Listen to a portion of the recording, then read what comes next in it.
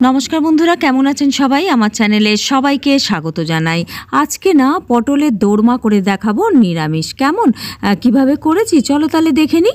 প্রথমেই না দেখো, এখানে পটলের ওপরের যে খোলা কিন্তু নয়, ওপরের যে পাতলা আস্তরণ থাকে, মানে বলতে পারি স্কিনটা একটু চেঁচে নেব একদম সম্পূর্ণটা। হ্যাঁ, এরকম দেখো সবকটাই করে নিয়েছি। আর যে কোনো একটা পোর্শনের দিক না একটু কেটে নিয়ে শ্বাসটাকে, ভেতরের যে পটলের শ্বাসটা থাকে, হ্যাঁ, সেই শ্বাসটাকে বার করে নেব।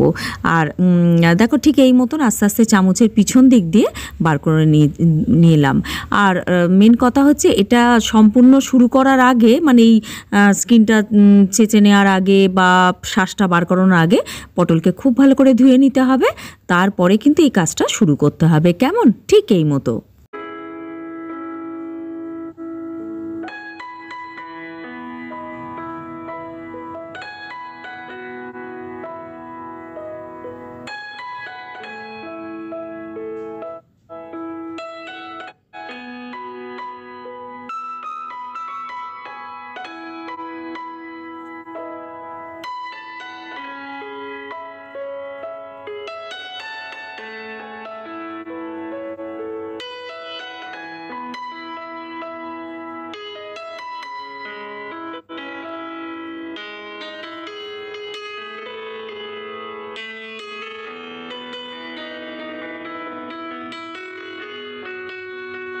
দেখো সম্পূর্ণ পটলগুলোর ভেতরের শ্বাসগুলো বার করে নিয়েছি। তোমরা কি ভাবছো ওই এটা ফেলে দেবে নাকি শ্বাসটা? না, এইগুলো সম্পূর্ণ একটা বাটিতে তুলে নেব। যদি আমরা চিকেন বা মাটন বা চিংড়ি মাছ দিয়ে করতাম তাহলে হয়তো নিতাম না, কিন্তু যেহেতু নিরামিষ তাই এটা আমরা নিচ্ছি শ্বাসটা। হ্যাঁ, তো দেখো নিয়ে দেখেছি তোমাদের কি করব। তো পটলের মধ্যে না একটু হলুদ গুঁড়ো, কাশ্মীরি গুঁড়ো লঙ্কা গুঁড়ো আর একটু নুন দিয়ে ভালো করে এটাকে মানে মাখিয়ে রাখতে হবে আর কি। একটু নরমও হয়ে যাবে আর নুন হলুদের একটু মানে নুনের স্বাদটাও ভেতরে চলে যাবে। ঠিক এই মতো, নুন দিলেই তো একটু জল কাটবেই। তো আর এই শ্বাসটা দেখো এর মধ্যে নিয়ে নিচ্ছি, মিক্সি জারের মধ্যে নিয়ে নিচ্ছি সম্পূর্ণ। আর এখানে একটু আদা আর কাঁচা লঙ্কা দিয়ে একদম স্মুথ পেস্ট করে নেব। খুব ভালো লাগবে করে, খেয়ে দেখো এইরকমভাবে। তারপর দেখো পেস্টটা একটা পাত্রে তুলে রাখছি। ঠিক এই মতো। নিরামিষের দিনে বা পটলের এরকম যদি দোরমা করো, এইভাবে করে দেখো বন্ধুরা, অসাধারণ লাগবে। দেখো এরকম পেস্টটা হয়ে গেছে। এইবার একটা কড়াইতে ফ্রাই প্যানে আর কি আমি একটুখানি তেল দিলাম, সর্ষের তেল দিয়ে না এই পুরটা, যেটা একদম পেস্ট করেছি, পুর বলবো না, পেস্ট করলাম, পটলের যে শ্বাসটা সেটা না একটুখানি হালকাভাবে 1-2 মিনিট মতন একটু ভেজে নেবো। হ্যাঁ, হালকাভাবে একটুখানি মানে মিডিয়াম ফ্লেমে একটু ভাজলেই হবে, দেখবে ভাজা ভাজা মতন হয়ে আসছে, কাঁচা গন্ধটা চলে যাবে। আচ্ছা, ছানা দেবো এখানে। ছানাটা না আমি একটু ভিনিগার দিয়ে কাটিয়ে নিয়েছি, 2 কাপ দুধের ছানা এটা। হ্যাঁ, তো আর এখানে নুন দিলাম, দেখো জিরে গুঁড়ো দিয়েছি, কাশ্মীরি গুঁড়ো লঙ্কা গুঁড়ো দিয়েছি আর একটু চিনি দিলাম। দিয়ে না খুব ভালো করে মিক্স করে নেবো। বেশ ভালো একটা পুর তৈরি করে নিতে হবে, জল জল ভাব যেন একদম না থাকে। মিডিয়াম ফ্লেমে এটা কিন্তু ভালোভাবে করতে হবে। আপনি দেখবে জলটা শুকিয়ে যাচ্ছে। ঠিক এই মতন লাস্টে নামানোর আগে একটু ধনেপাতা দিয়ে পুরটা তৈরি হয়ে গেছে।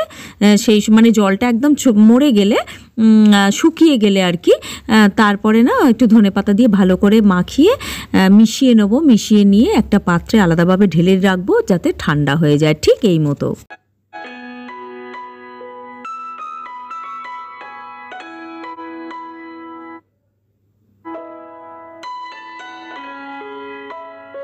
এবার না একটা মশলা তৈরি করে নেবো। দেখো প্রথমেই কাশ্মীরি গুঁড়ো লঙ্কা দিচ্ছি, হলুদ দিচ্ছি গুঁড়ো, আর দেখো এখানে ধনে গুঁড়ো, জিরে গুঁড়ো দিয়েছি। এই মশলাটা নিরামিষে দিতেই হয়, খুব ভালো লাগে খেতে। একটু জল দিয়ে না ভালো করে মিক্স করে রেখে দেবো।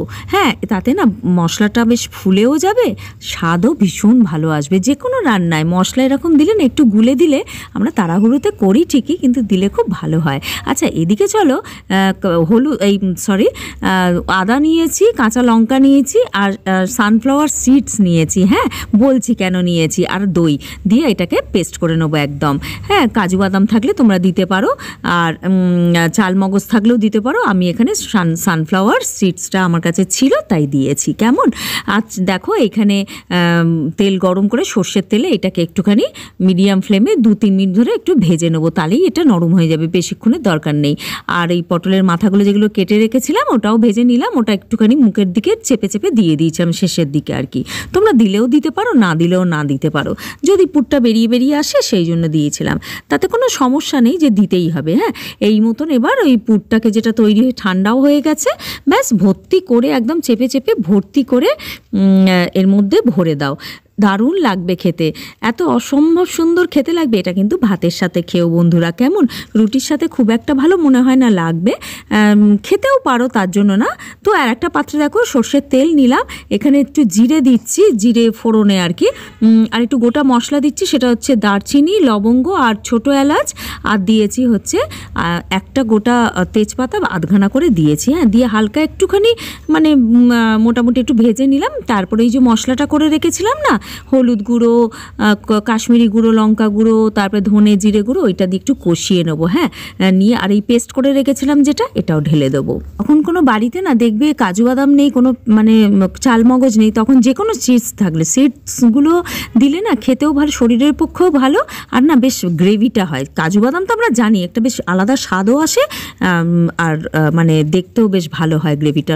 নুন দিয়ে দিলাম আন্দাজ মতন, আমার কাছে সানফ্লাওয়ার সিডসটা ছিল বলে দিয়েছি, কাজু বাদামও ছিল না, আর কি বলে চাল মগজও ছিল না। একটু চিনি দিয়েছি, জানো তো নিরামিষ তরকারিতে না একটু চিনি দিলে ভালো লাগে খেতে, তাই না?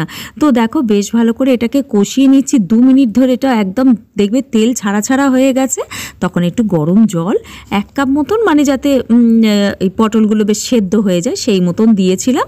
হ্যাঁ, দিয়ে মানে পটলগুলো যাতে ডুবেও যায়, উঠে উঠে না থাকে, তো দিয়ে বেশ ভালো করে ফুটে গেলে এটা চাপা দিয়ে মোটামুটি দেখো সব কটা পটল এখানে যা যা পেট একদম ভরিয়ে দিয়েছি পুর দিয়ে দিয়ে না, এবারে চাপা দিয়ে 3 থেকে 4 মিনিট একটু বেশ ভালো করে মানে মিডিয়াম ফ্লেমে করলেই রেডি হয়ে যাবে পটলের দোরমা, নিরামিষ পটলের দোরমা। আর লাস্টে নামানোর আগে একটু গরম মশলা আর একটু ঘি দিয়ে দিও। কেমন? নিরামিষের তরকারিতে একটু ঘি না দিলে স্বাদ আসে না, তাই না?